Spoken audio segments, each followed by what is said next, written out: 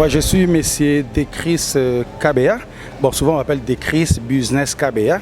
Je suis le président du comité Miss Francophone Afrique. Mais dans le domaine du mannequinat, bon, je suis, s'il faut le dire, la personne qui a introduit le mannequinat professionnel en RD Congo depuis 1900. En principe, j'ai créé mon agence de mannequins vers les années 89. Et c'était d'ailleurs... Non, ça va, t'inquiète. C'est bon? Ouais. J'ai créé mon agence de mannequins vers les années 89, mais c'est en 1992 que nous avons entamé de grands événements. Je peux dire que c'est grâce à Defao parce que Defao avait quitté Shockstar pour créer Big Star. J'étais d'ailleurs parmi les gens qui ont milité aussi à la création des Big Star. Et avec Defao, on a fait plusieurs grands événements. Et à travers d'efforts, j'ai pu rencontrer un grand styliste sénégalais qui s'appelait Pape. Et c'est par ce styliste-là que j'ai affronté maintenant des très grandes salles. S'il faut le dire, la plus grande salle, c'était les salons Congo du Grand Hôtel Kinshasa. Parce que dans les années 89-90, on défilait que dans des cités, s'il faut le dire. Mais c'est en 1992 que j'ai fait ma première grande soirée au salon Congo du Grand Hôtel Kinshasa. Et cette même année-là, il y a fait Pepe Calais qui m'a contacté maintenant pour aller représenter la RDC à l'élection Miss CPGL. D'ailleurs, en 92, il n'y avait plus d'élection des Miss. Pourquoi? Parce que le président de l'époque, Mobutu, a défendu ça parce qu'il y a une de nos lauréates, la Miss Zaïre, a posé nu en Europe. Alors là, il y a eu tout un tas de problèmes à cause de ça et l'élection Miss Zaïre était suspendue. Alors, quand Defao m'a contacté, pardon, quand FPPK m'a contacté, ça je n'étais pas encore dans le truc d'élection des Miss, j'étais dans les mannequinats.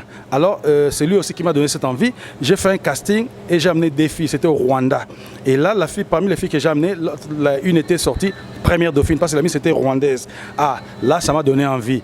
Et puis en retournant ici à Kinshasa, j'ai pu contacter le ministre du tourisme, je pense que c'était M. Njoli Balanga. Je lui ai dit que non, moi je vais relancer Miss Zaïre. Mais il m'a dit, bon, Miss Zaïre, c'est le monopole du ministère du Tourisme. Toi, crée quelque chose d'autre, mais on va t'appuyer. Là, j'ai créé l'élection Miss Élégance Zaïre. Donc, au lieu de Miss Zaïre, j'ai mis juste les mots élégance pour nuancer un peu. Et c'était ça aussi, ça qui m'a vraiment propulsé. C'est en 1994 que j'ai lancé pour la première fois l'élection des Miss Élégance Zaïre. Jusqu'en 2004, pendant 10 ans. Mais pendant cette époque-là, j'ai formé des grandes figures aussi, entre autres Magic Wawina, Noëlla Madinga, il y a Soni Kamana, Gabi Amundala, Karine Pala, qui est une grande styliste. Donc beaucoup. Alors Lili Misenga aussi, Pati Kieri, qui est aussi journaliste. Donc ce sont des grandes figures qui sont passées par l'agence de Chris Business, soit à travers l'élection des Miss, soit à travers les mannequinats. Ouais, donc, comme je sais, il y a Wivine Katwanda, qui fut aussi une des grandes dans le domaine du mannequinat. Christelle Vwanga, qui est actuellement députée nationale, elle fut la première Miss francophone de ces pays en 2005. À part Christelle Vwanga, il y a Nora Mpela, il y a Florence, la femme de Kester Menea, qui fut on l'appelait Miss Congo fin de siècle parce que son élection était en 2002. Donc, c'est-à-dire, quand on faisait la transition entre 1999 et 2002, c'est Florence qui était Miss. Bon, moi je dirais ici au Congo, être Miss, c'est plus pour gagner la notoriété parce qu'on vit dans une économie, on vit dans un environnement économique très ingrat. Le sponsoring est très difficile. Moi, je pense qu'être Miss ici, on a une certaine notoriété qui peut pousser au-delà de l'élection des Miss, avoir certains sponsors, peut-être devenir ambassadrice d'une certaine cause, et c'est ça qui propulse plus les candidates Miss, nos Miss d'ici. Parce que s'il faut parler en matière d'argent en espèces, c'est trop difficile dans ce pays. Le gouvernement m'appuie, je dirais, par ce qu'on appelle la caution morale. C'est-à-dire, bon, il m'encourage, mais franchement, s'il faut le dire, il n'y a qu'une seule fois que le gouvernement nous a assisté financièrement.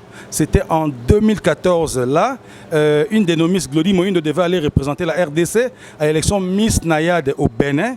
Et là, j'ai contacté le Premier ministre de l'époque, Augustin Matata Piono, pardon.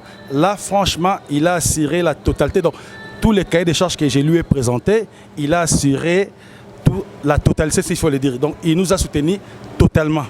À part lui, on n'a jamais eu un appui financier quelconque du gouvernement, mais l'appui moral, ça existe toujours. Actuellement, nous sommes en train de préparer l'élection Miss francophone Afrique, l'édition 2021.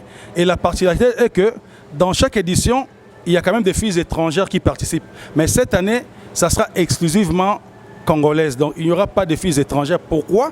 Parce qu'on doit élire maintenant la fille qui va représenter notre pays à l'élection internationale que nous organiserons l'année prochaine en marge du 9e Jeu de la francophonie. Donc, comme il y aura le Jeu de la francophonie l'année prochaine, tous les pays qui viendront avec leurs athlètes amèneront aussi leur Miss. Et la Miss qui sortira le 24 septembre à l'hôtel Memling, c'est celle-là qui va représenter notre pays maintenant à l'élection de l'année prochaine. Je remercie Vola Night qui nous a accompagnés plus d'une fois. Je remercie Carlos Moujani, qu'on appelle le respect de la presse, et il les mérite aussi, ces noms-là. Donc nous, nos candidats, nos mannequins répètent chaque mercredi et vendredi entre 16h et 18h dans la salle de fête de l'hôtel Biema Bandal.